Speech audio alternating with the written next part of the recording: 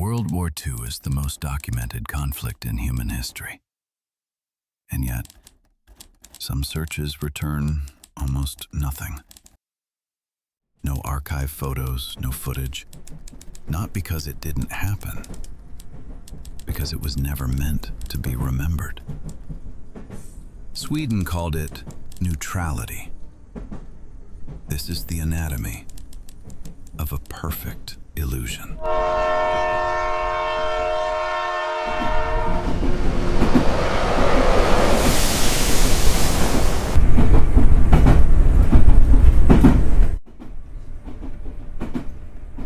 Inside the cramped compartment of the Warsaw-Berlin Night Express, two strangers found themselves sitting face to face. One was a Swedish diplomat, Baron Göran von Otter.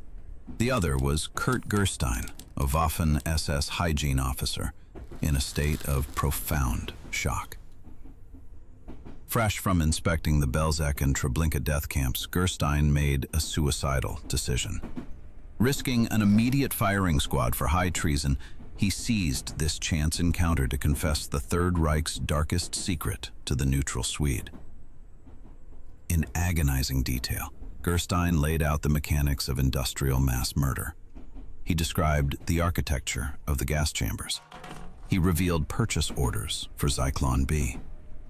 The SS officer begged the diplomat to pass this information to the neutral Swedish government, hoping global exposure would force the Nazi elite to stop the machinery of death. Von Otter returned to Berlin and began writing. His superiors ordered him to stop. He was told to deliver his account orally on his next visit home. That visit was 4 months away. But in the quiet, sterile corridors of the Ministry for Foreign Affairs in Stockholm, his testimony was met with silence. Von Otter called it indifference, which made me both disappointed and surprised. The dossier was buried. The Swedish leadership deemed exposing the truth about the camps an unacceptable geopolitical risk. The line, attributed to Deputy Head of Mission Erich von Post, was iron logic. Do not wake the sleeping bear. Saving lives, or even naming the genocide, was sacrificed to the cold calculus of neutrality. Stockholm didn't actually need Gerstein's confession. They already knew everything. Since the summer of 1941, Swedish diplomats in Berlin and the Baltics had been reporting the systematic killings along the Eastern Front. But Stockholm's primary intelligence asset was hidden elsewhere. Back in the summer of 1940, a brilliant Swedish mathematician, Arne Berling, achieved the impossible. In just 2 weeks, he cracked the code of the top-secret German cipher machine, the T-52 Geheimschreiber. While Gerstein was risking his life in a filthy train to expose the Holocaust, Swedish codebreakers were quietly reading the Reich's internal traffic. They intercepted the raw logistics of Nazi occupation before many of those messages even reached Berlin. When the state machinery blocked reports of mass deportations and shootings, they were not playing blind out of panic. They were calculating the odds. Because they owned the cables, Stockholm often knew exactly when the Reich was bluffing and when the threat was real. Swedish neutrality was neither a moral shield nor simply the reflex of a frightened nation. In practice, it became a remarkably flexible survival strategy, calibrated through trade and concessions. But to understand how the state could maintain this level of administrative distance, sorting human survival as a logistical problem, we have to look beyond the bank vaults. We need to step inside the sterile academic laboratories of Sweden, long before the war even began.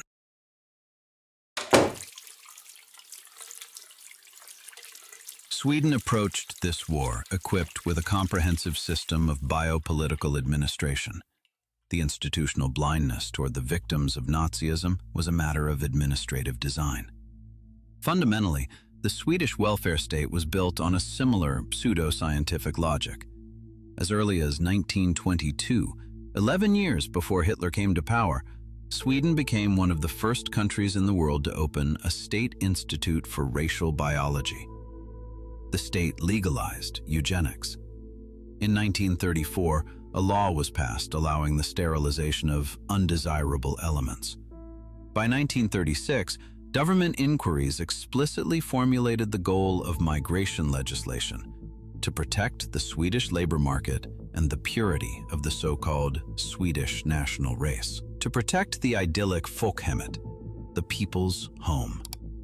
According to the Institute's own founding documents, the purpose was to survey, document, and classify the Swedish people according to race criteria. The data collected was intended to form the foundation of a rational population policy, aiming at improving the livestock by securing the Nordic race. Compared to other races living in Sweden, primarily the East Baltic and the Sami, the Nordic race was deemed superior. In physiological character, in what they called inner mental qualities, moral capacity, and intelligence. But this Nordic race was under threat. Miscegenation, a depraved urban lifestyle. It needed to be rescued.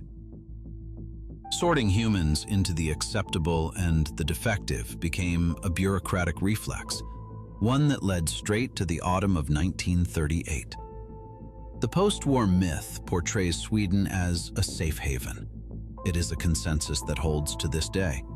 In fact, it was primarily Swedish and Swiss diplomats who initiated the demand that Nazi Germany start stamping a red-lettered J in the passports of its Jews.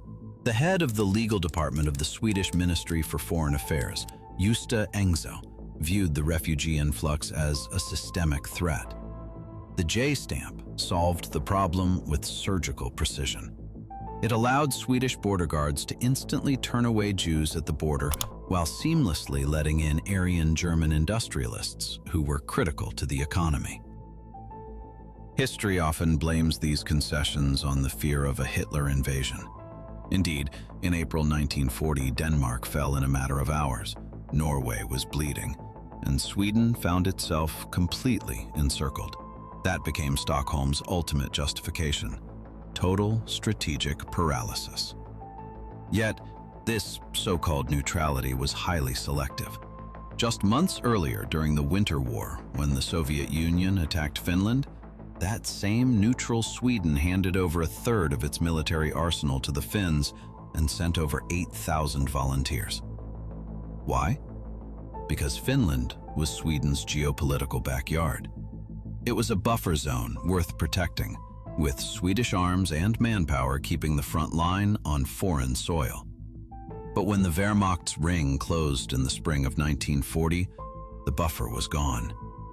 The calculus of risk had changed. To resist Germany meant annihilation. To submit meant survival. But Sweden didn't just survive the Third Reich, it invoiced for the service. The freezing mines of Kiruna, the private vaults of the Wallenberg family. That is where this story goes next.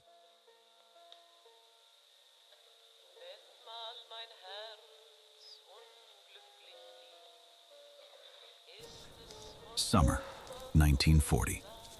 The continent is collapsing. France has fallen. The British are bleeding at Dunkirk. Trapped in an encircled Stockholm, Swedish diplomats negotiate a desperate logistical compromise with Berlin. For domestic consumption, the state crafts a soothing euphemism: Permittenttrafiken, the transit of men on leave.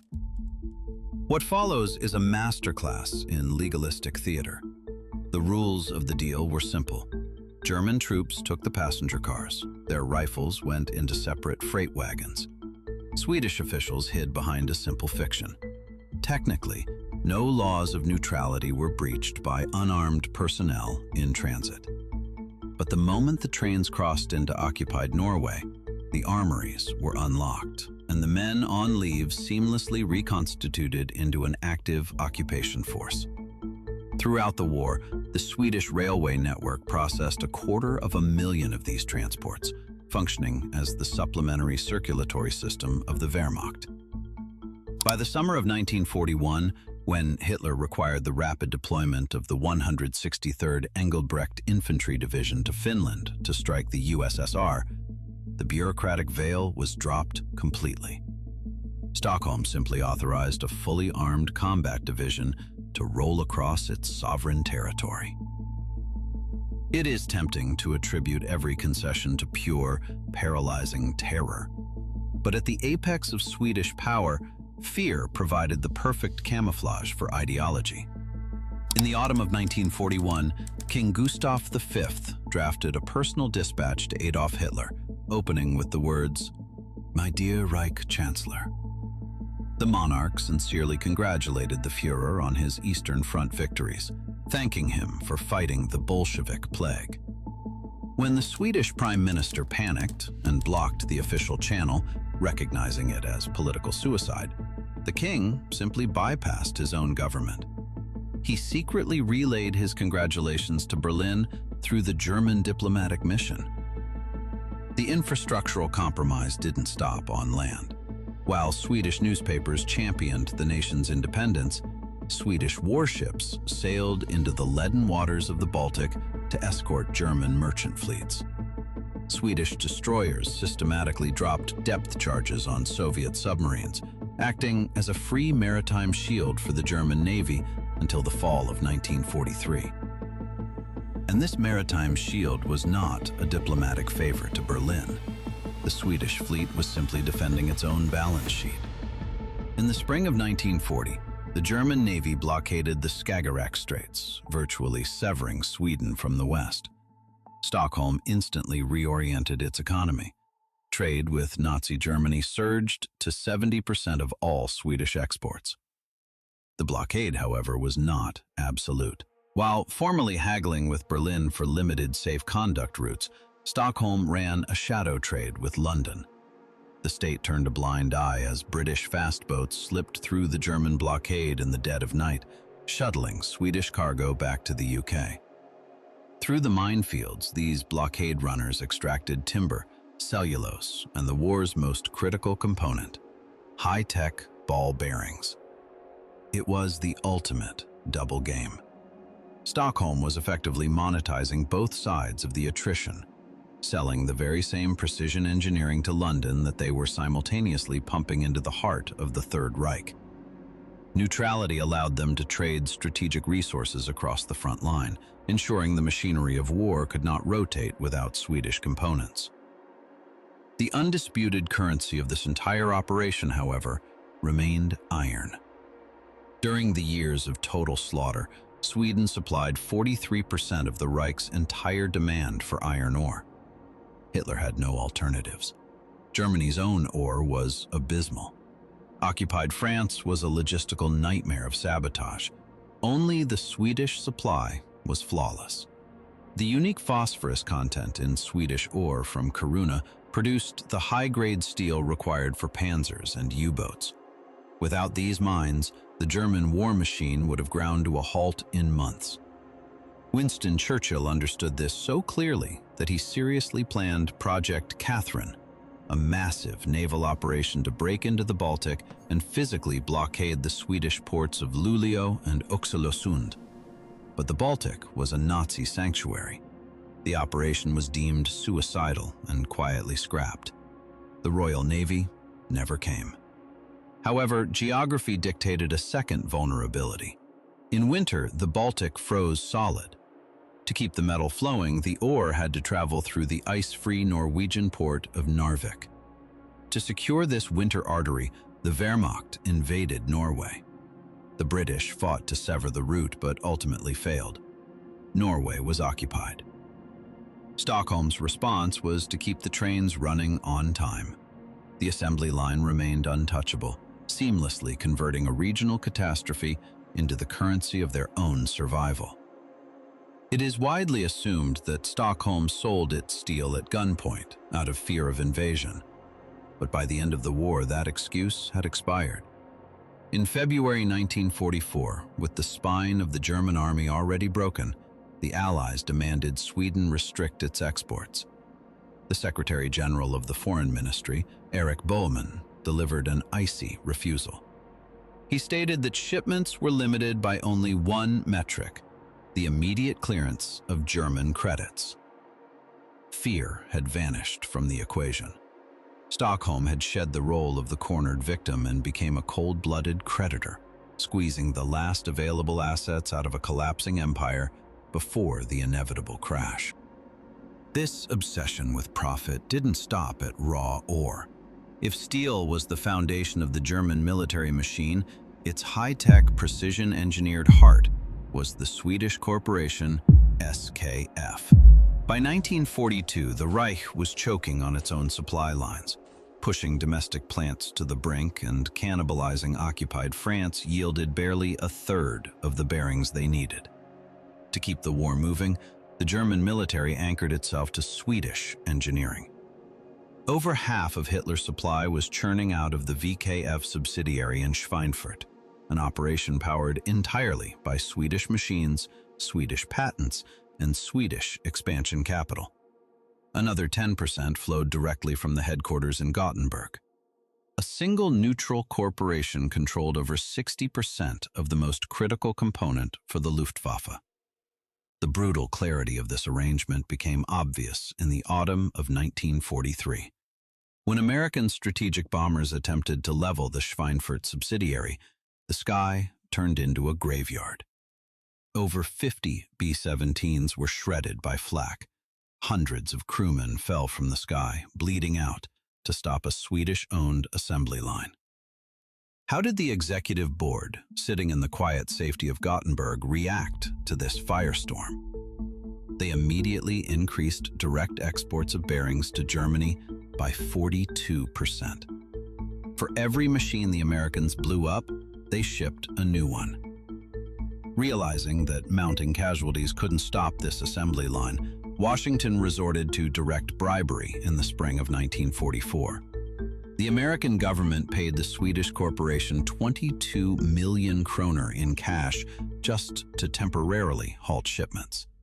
And the crown jewel of this cynicism? The Americans were forced to pay another 140 million kroner in compensation for the damage their own bombers had inflicted on the SKF subsidiary plants in Germany. Washington was paying Stockholm for bombing the Luftwaffe's factories. The war had fully devolved into an auction, but for an auction of this scale to function, it required a shadow infrastructure, a banking system capable of cloaking, taking German assets, erasing their fingerprints, and hiding them in plain sight behind a neutral facade. This architecture belonged to the untouchable financial aristocracy of Sweden, the Wallenberg family. The mechanics of how they moved this money and how they would eventually use the Holocaust itself to balance their books is the final lock in this system. But we will come back to that. Because while the elite were busy reaping colossal commissions from the Reich, only one question remained on the ground. How do you force an entire society watching this assembly line to stay perfectly silent?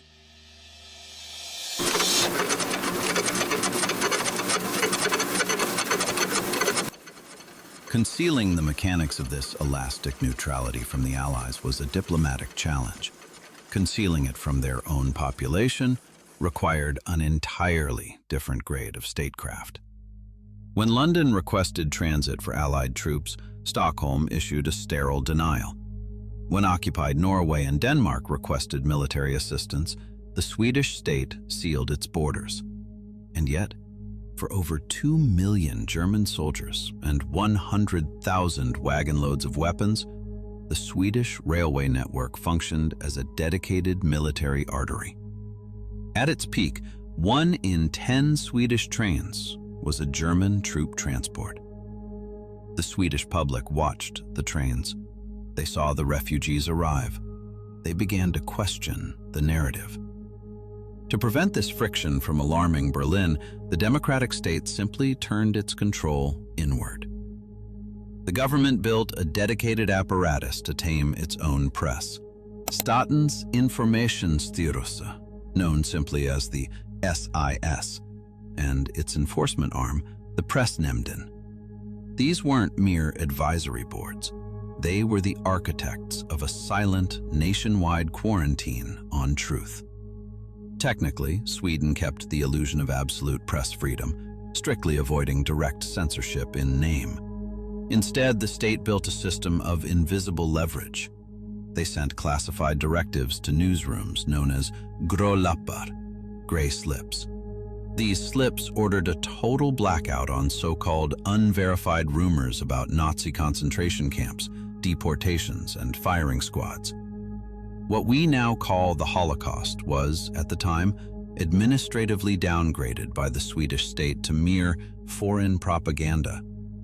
This quarantine was total. The State Cinema Bureau systematically banned anti-Nazi films. Just to protect the government's geopolitical stance, ensured that even the flickering lights of the movie theaters were sanitized for Berlin. If an editor ignored the gray slips, the state didn't bother with trials. Stockholm dusted off forgotten emergency laws. No judges, no debate. They simply confiscated the paper straight off the rotary presses. Over 300 editions of Swedish newspapers were seized and pulped during the war. 84% of all confiscations targeted anti-Nazi material. But the ultimate tool of suppression was logistical. The Transportförbud, or transport ban. The state simply blocked critical papers from using the national railways or the mail. A journalist was free to print the truth, but forbidden from delivering it. It was censorship through bankruptcy. When editor Ture Nerman published a 1939 editorial titled Hitler, the Hell Machine, the neutral state imprisoned its own citizen for 3 months. The official justification was blunt: insulting a foreign head of state. The most persistent anomaly in this system was Torny Segerstedt, chief editor of a major Gothenburg newspaper.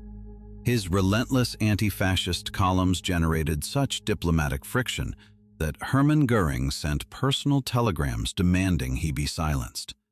Segerstedt's paper survived dozens of state confiscations. The tension culminated in the autumn of 1940. King Gustav V, the same sovereign maintaining a secret correspondence with Hitler, demanded Segerstedt at the palace.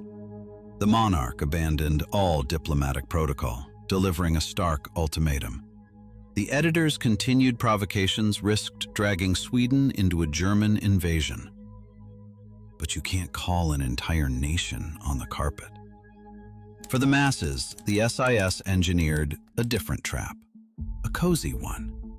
They launch a vigilance campaign with a blue and yellow mascot, and Svensk tiger. It's a linguistic masterpiece. In Swedish, tiger is both the animal and the verb to keep silent. The message? A Swede shuts up. No secret police, just a cute beast on every matchbox, classroom, and beer coaster, politely reminding citizens that discussing foreign troop trains was treason. A striking irony. This symbol of state-mandated silence would become the country's most enduring brand. Conditioned reflex of biting one's tongue while trains roll by with someone else's iron, or someone else's grief. Noble silence under blue and yellow stripes. They kept their people out of the meat grinder of the war. The tiger made sure they slept well while it happened. This was the architecture of Swedish wartime neutrality. While domestic journalists were bankrupted and taught to whisper, the German diplomatic corps were staying in absolute immunity. Operating out of Kaptensgatan 6 in Stockholm, the Nazi Information Center legally flooded Swedish newsrooms with a daily avalanche of propaganda and press releases. The Swedish state assumed it had engineered the perfect informational vacuum. But this entire system relied on one critical variable. The dictator they were appeasing had to keep winning. By the end of 1942, a freezing wind from the Eastern Front brought very different news to Stockholm. The terms of survival had abruptly changed.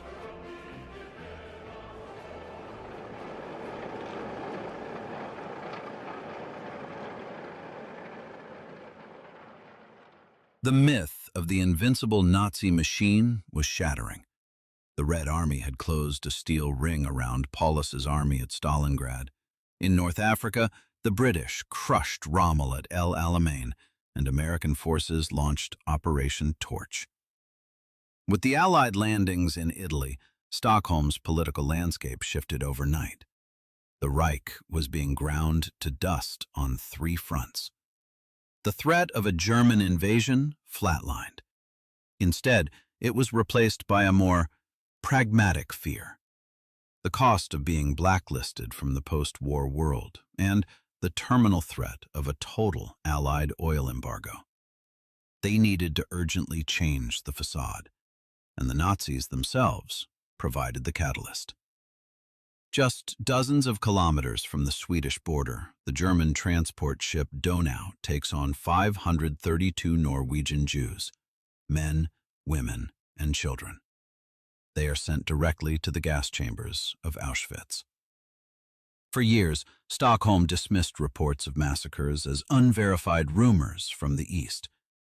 But this was Norway. When refugees tore through the winter forests, bringing the horror across the border, the distance evaporated. Plausible deniability was dead. The censorship quarantine collapsed. When the church broke rank, with every bishop in the country publicly condemning the massacres, the government lost control of the narrative. Protecting Hitler's secrets was now tearing the Swedish state apart from the inside. The political costs of alignment with Berlin had finally exceeded the profits, and the state machinery executed a violent U-turn. In August 1943, bowing to intense economic pressure from the US and the UK, Stockholm loudly and unilaterally ripped up the humiliating Permittenttrafiken transit agreement with the Wehrmacht. The Swedish Navy immediately ceased escorting German cargo convoys in the Baltic, but the shadow ledgers remained open. Even as Washington paid millions to choke the supply, Swedish ball bearings kept slipping into Germany through black market channels, right up to the spring of 1945. Stockholm shook hands with the Allies in the daylight and smuggled to the Reich in the dark. A few years earlier, British blockade runners had to sneak in at night, while Hitler owned the day. Now the roles were reversed. The Swedish black market simply catered to whoever was currently losing the war. Military concessions alone wouldn't clear their name. The post-war redivision of the world was approaching. In the autumn of 1943, humanitarianism became the ultimate liquid asset. Stockholm began a wholesale acquisition of political alibis, custom-tailored for London and Washington. When a German attaché leaked the order to deport the Danish Jews, the Swedish state seized the moment. On October 2nd, the government took to the radio broadcasting an open offer of asylum. Within days, the Öresund Strait filled with fishing boats ferrying 7,500 people into the Swedish night. It is enshrined today as a triumph of Scandinavian compassion. But this was a geopolitical transaction with zero overhead. The Swedish state launched no rescue fleets. The Danish resistance procured the boats while the refugees risked the crossing themselves. For Stockholm, the equation was strictly logistical. The threat of German retaliation had expired. To secure a bulletproof international reputation for decades to come, the government didn't have to fire a single shot. They simply had to instruct their border guards to step aside and let the boats land. The centerpiece of this post-war narrative was Raoul Wallenberg's mission to Budapest in the summer of 1944.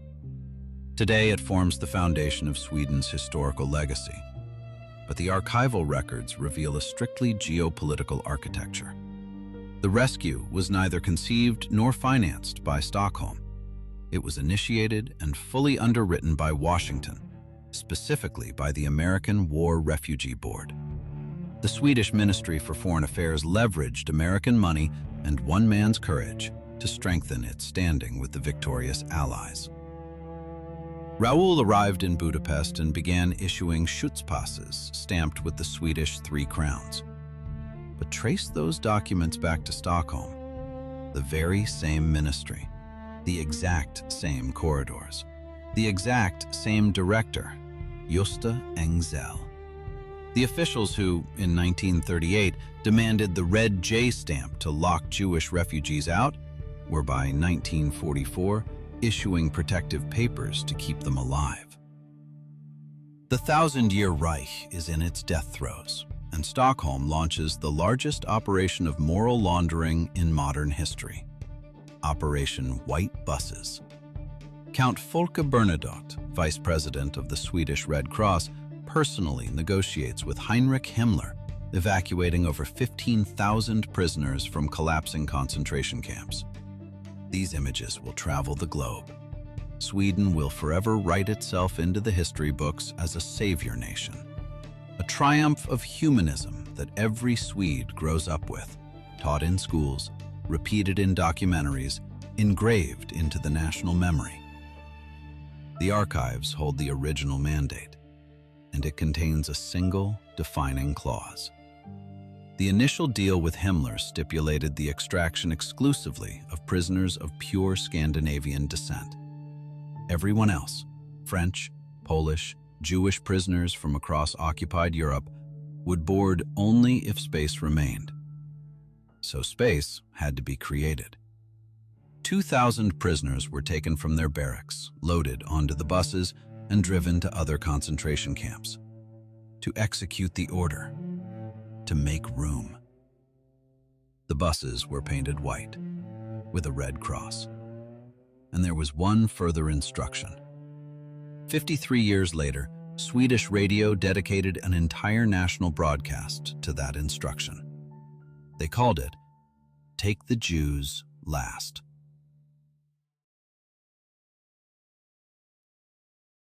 There was no conspiracy, no villain, just a system with one governing principle: remain indispensable to everyone. Always. The state and capital didn't just cooperate, they were the same hand, writing in two different ledgers. No family embodied that system more completely than the Wallenbergs. They didn't navigate the architecture, they were the architecture. What looked like a single clever maneuver, shielding German industrial assets behind Swedish cover, was not an isolated trick. When their bank used a shell company called AB Planeten to secretly buy up the American assets of the German Bosch conglomerate, it was just the visible surface of something far larger. The Wallenbergs had turned neutrality into a two-front operation. Marcus faced west. He rode in the bomb bays of British Mosquitoes, carrying Sweden's case directly to London's intelligence networks. Jacob faced Reich. He sat across from Hjalmar Schacht, the man who built the financial engine of the Third Reich, keeping the trade arteries open. That division of labor ran through both the private and the official ledgers. With his left hand, through Stockholm's Enskilda Bank, Jacob helped German industrial empires slip their assets behind Swedish cover to shield them from Allied confiscation. With his right hand, acting for the state, he helped secure payment for the iron ore flowing south to the Reich. Millions of tons of raw material left Kiruna in an unbroken stream of freight. What moved north in return was gold. By the end of the war, nearly 40 tons of German gold had entered Sweden. It did not appear out of thin air. It came out of emptied national treasuries, first from occupied Belgium and Holland, whose national reserves were simply seized by the Reich. The Riksbank took the sovereign plunder of a conquered continent and converted it into a pristine credit line. Neutrality was the packaging. But the chain did not end with state vaults. Mixed into that bullion was the anonymous residue of extermination itself. Remelted dental gold, torn from the mouths of the dead in the camps. The neutral vault did not ask what had been burned down to fill it. On paper, it was just gold changing ownership between states. In reality, it was the final transformation of occupied Europe. From land, factories, from teeth and bone, into liquid Swedish claims on the future. By the summer of 1944, that system was no longer operating in the dark. American intelligence had cracked the cables. At the U.S. Treasury, officials were building a case against the Wallenberg sphere and its banking network for sheltering Nazi wealth, preparing a blacklist that could cut Sweden off from the post-war world. But in Washington, nothing moved in a straight line. One part of the state was getting ready to hit the family's bank with the law. At the same time, another part was looking for a neutral person they could drop into the ruins of Central Europe to pull at least some people out of the killing machinery before the war was over. In Stockholm, those two lines crossed in one man, Ivar Olsson. Officially, he was an attaché. In practice, he carried a double mandate, for the Treasury, hunting Nazi capital, and for the War Refugee Board, hunting for an envoy to Budapest. That was the point at which Raoul Wallenberg appeared. The same American state that was preparing to expose one branch of the Wallenberg system was also financing the mission that would become Sweden's greatest humanitarian symbol. And Raoul, an immaculate pawn. Sent into Budapest with U.S. funds to pull people from the machinery of death, while the family name he carried was quietly insulated by his sacrifice. Washington got its hero. The Wallenbergs got what the system produced. A name that nobody could now touch. Meanwhile, the shadow of another conqueror was rising, one with whom the Swedish elite now had to share the Baltic Sea. The continental balance had violently flipped. The new world order demanded adaptation to a new hegemon, Stalin's Soviet Union. Sweden redesigned the blueprints of its neutrality for every victor. And if Stockholm had a perfectly curated image prepared for the West, the deal with Moscow required a different currency. In January 1945, the Red Army captured Budapest. Soviet intelligence detained Raoul Wallenberg. The primary symbol of Swedish virtue in the West was dragged straight into the Soviet gulag. That spring, across the water, the final Soviet advance drove 146 Baltic soldiers onto Swedish soil. They were men twice betrayed by geography. Forced into Soviet wool, they had ended the war in the Reich's gray. By late 1945, disarmed and concentrated in internment camps, they had become political waste. To the Swedish state, they weren't refugees. They were the grit in the gears of a smooth transition to Soviet cooperation. Stalin demanded their extradition, an operation filed in history as the Baltutlämningen.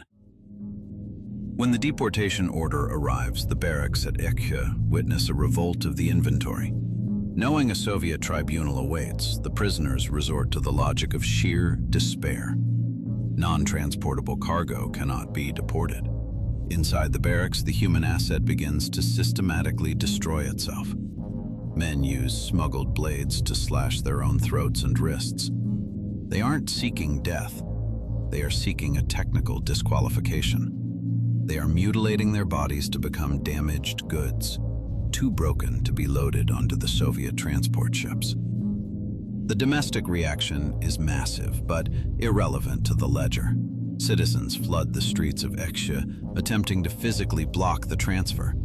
Doctors and bishops bombard the capital with petitions. To the public, this is a moral collapse. To the government, it is merely localized friction. Public outcry is dismissed as unauthorized sentiment.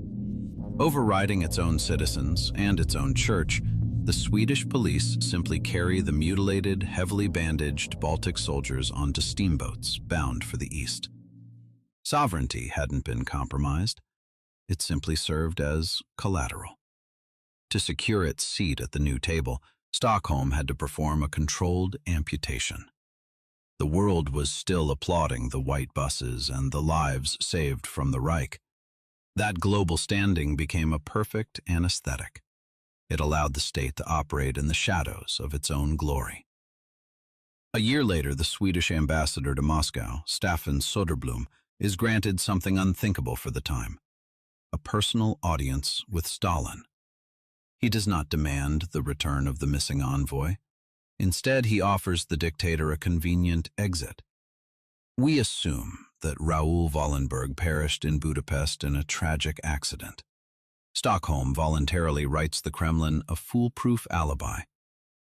There was no grand conspiracy. The anatomy of this betrayal was strictly clerical. While Raoul vanishes into the cells of the Lubyanka, Stockholm is busy closing the Ryssavtalet, a massive, multi-billion credit line with the USSR.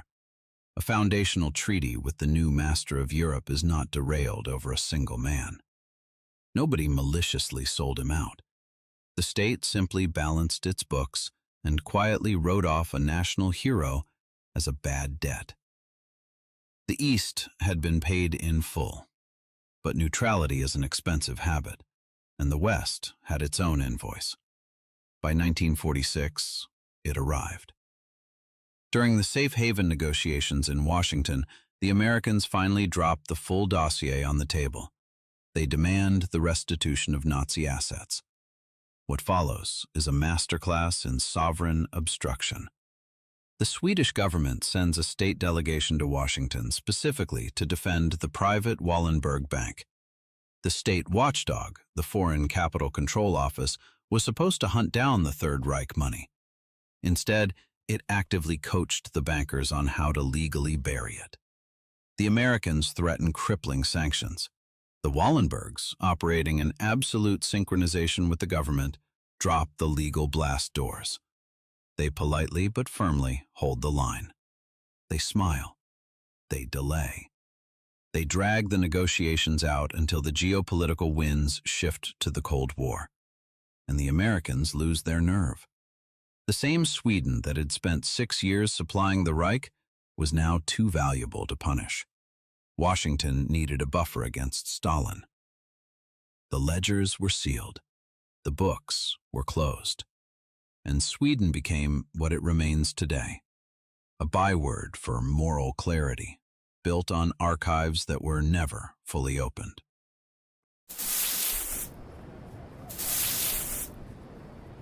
In 1945, the government dissolved the State Information Board. The agency that had filtered the Swedish press to satisfy Berlin was officially closed down.